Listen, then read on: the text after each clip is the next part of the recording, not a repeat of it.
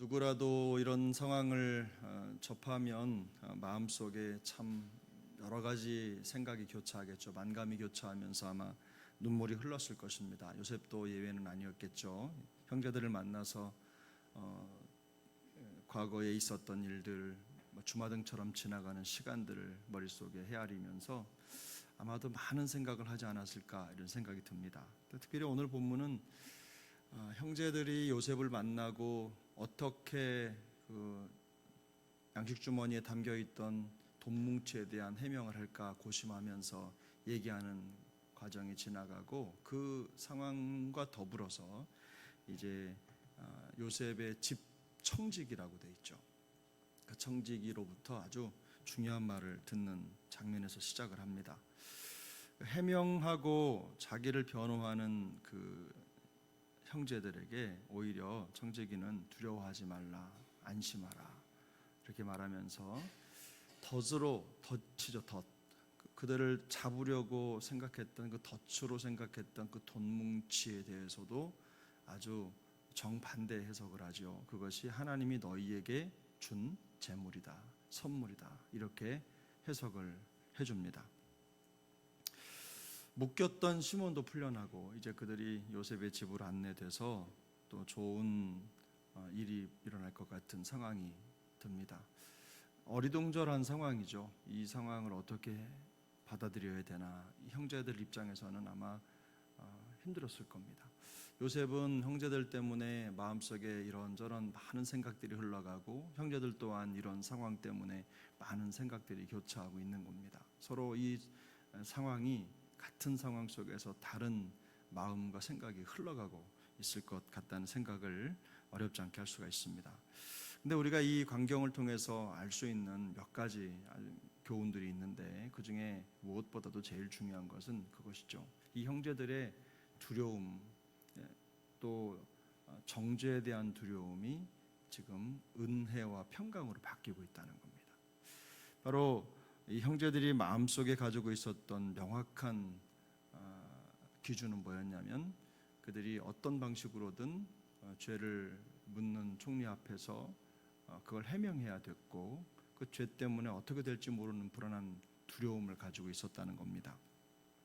분명히 처벌을 받을 것이라고 예상을 했지만 오히려 그들에게 임한 것은 은혜였습니다. 자루 속에 돈이 덫이 아니라 하나님이 주신 선물이라는 평가를 받은 것이죠. 벌을 받고 죗값을 치러야 될지도 모른다는 그 불안감이 순식간에 은혜로 바뀐 겁니다. 여러분 어떻습니까? 이 형제들이 누리고 있는 이 상황과 여건이 마치 우리의 상황을 대변하고 있는 것 같다는 생각 들지 않으십니까? 하나님 앞에 죄인이고 또 죄에 대한 처벌을 받아야 될 우리가 예수 그리스도의 은혜로 덮어진 것입니다. 죗값을 치러야 할 죄인들이 죗값을 오히려 보상으로 받아 살아가는 거예요. 바로 그것이 복음의 핵심이죠. 지금 이 형제들은 그야말로 복음을 맞는 겁니다. 자기들의 죄를 털어서 그 죗값을 지불해야 될 이런 상황이 오히려 하나님의 은혜를 누리는 그런 상황이 된 것이죠. 요셉의 입장에서는 어떻습니까? 그 마음의 상처와 아픔과 고통을 가지고 있는 요셉 아닙니까? 버림을 당하고 또 아픔을 겪었던 당사자 아닙니까? 그런데 그 아픔을 가졌던 당사자가 또 자기를 고통스럽게 하고 힘들게 했던 그 형제들에게 베풀 은혜를 준비하고 사랑의 문을 열어놓은 것입니다. 우리가 예수님을 십자가에 못 박았는데 예수님은 우리를 사랑하시고 우리를 은혜로 품어주신 그런 모습이 바로 이 요셉을 통해서 그대로 보이고 있는 것입니다. 성경은 이렇게 말씀합니다. 모든 사람에게 구원을 주시는 하나님의 은혜가 나타났다. 디도서 2장 11절 말씀이죠. 모든 사람에게 구원을 주시는 하나님의 은혜가 나타났다. 참으로 놀라운 일이 벌어지고 있는 것입니다. 이제 형제들은 집으로 안내가 돼서 이제 손 씻을 물, 발 씻을 물을 공급받고 이제 손발을 씻고 손님으로 대접을 받습니다. 죄인이 아닙니다. 죄수가 아닙니다. 어떤 벌을 대가를 치러야 할 대상들이 아니라 이제 손님처럼 마치 자녀처럼 받아들여지는 것입니다. 모든 게 바뀌었죠. 잘못을 따지기보다는 따뜻하게 맞아주고 또 발을 씻어주고 은혜로 섬겨주시는 우리 주님의 사랑을 그대로 볼 수 있는 장면이 바로 이 장면입니다. 근데 여러분, 한 가지 눈에 띄는